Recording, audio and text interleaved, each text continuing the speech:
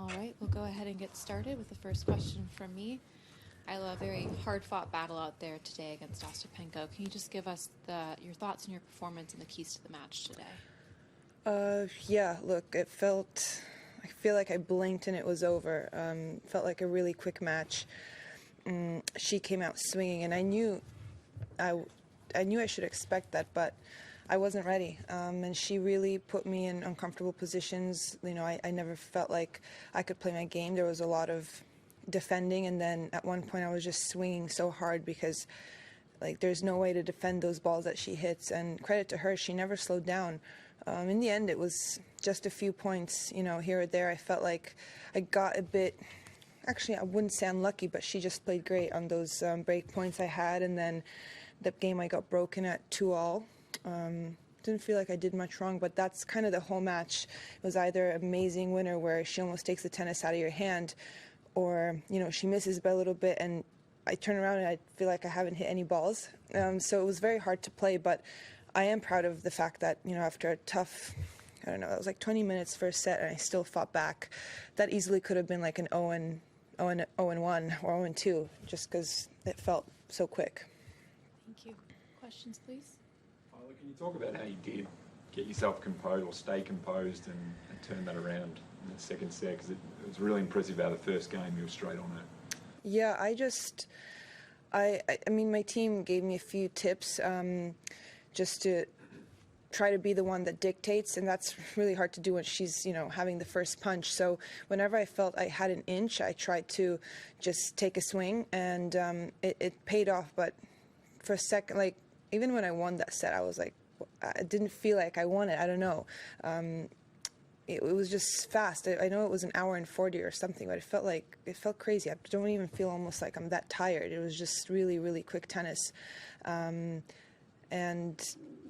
yeah, so it is kind of on her terms, but yeah, she's a great player and she's playing confident tennis, I must say. Next question. Go ahead. After what was, I'm sure are some difficult memories of being here 12 months ago, how do you feel in the immediate aftermath of this match, knowing all that you've been through and all that you've had to endure in that 12-month period, sitting here having played, pretty good tennis for a couple of rounds? You've obviously come a long way. Yeah, I mean, right now it's not coming to mind. It's really fresh, the match that I just played. But as far as emotions go, I don't even feel that, I wouldn't say angry or that sad, because it really felt like, she played great and I don't really know what happened. I don't know. So it's a bit mixed. I feel like I should be angry, but I'm really chilled because it didn't feel like I did something crazy wrong. And I actually feel like I can learn a lot from this match.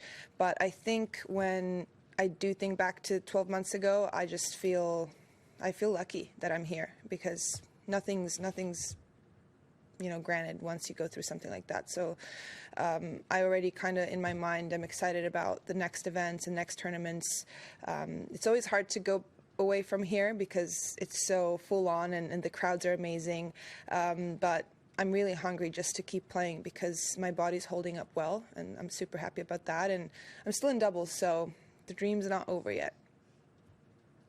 Go ahead. Isla, Jelena was quite generous in her words about your recovery after the game.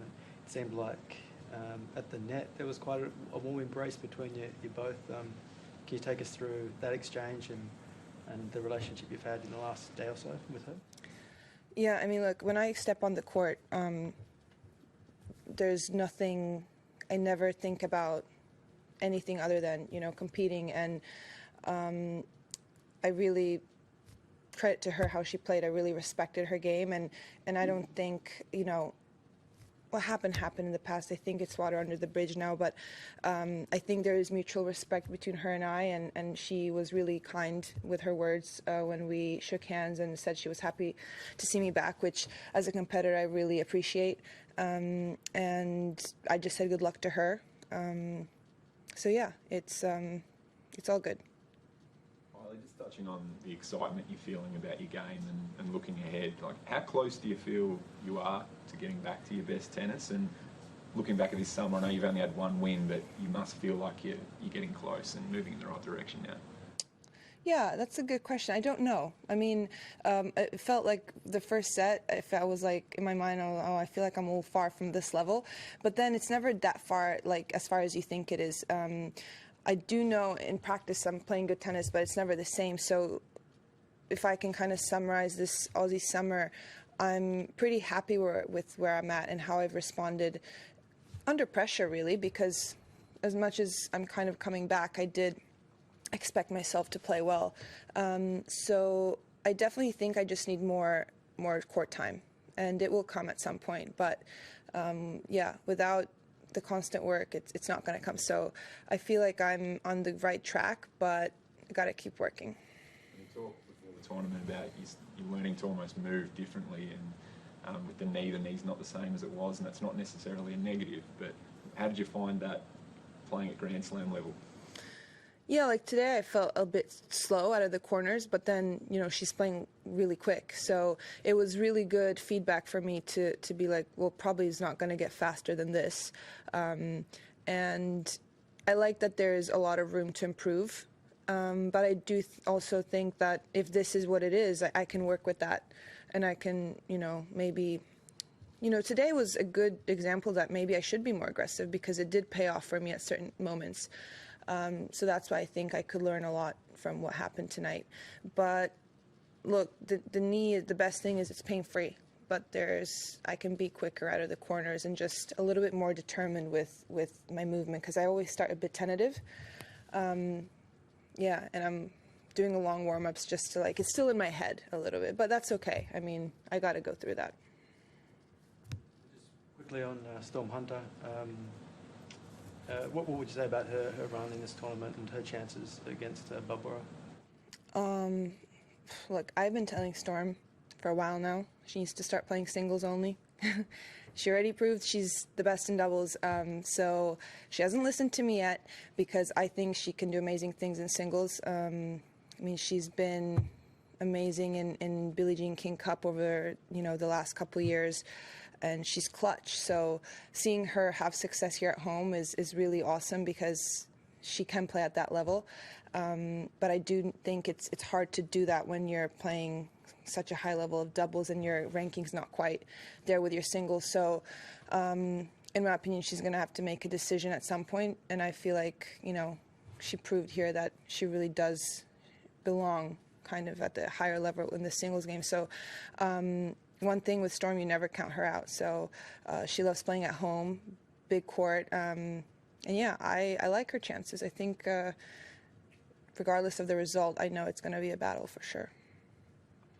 Beyond doubles, where will we see you next? After you mean? After you leave Australia, where are you planning? Hopefully I'll play in Hua Hin, the 250. And then TBD. My schedule's... depends sometimes on wildcards because I'm really selective with my special ranking tournaments that I'm using. So for now, the next special ranking one I'll use probably Indian Wells. So yeah, everything else I'm kind of just looking what's the best schedule-wise. Qualies or main draw, I don't know. But Thailand for sure. All right, thank you, everyone. Thank you. Wide World of Sports is your home of the Australian Open. With highlights of every match of the AO, the on-court interviews, and every day with the morning serve, you'll be ahead of the game. So click that subscribe button so you don't miss a thing this Australian Open.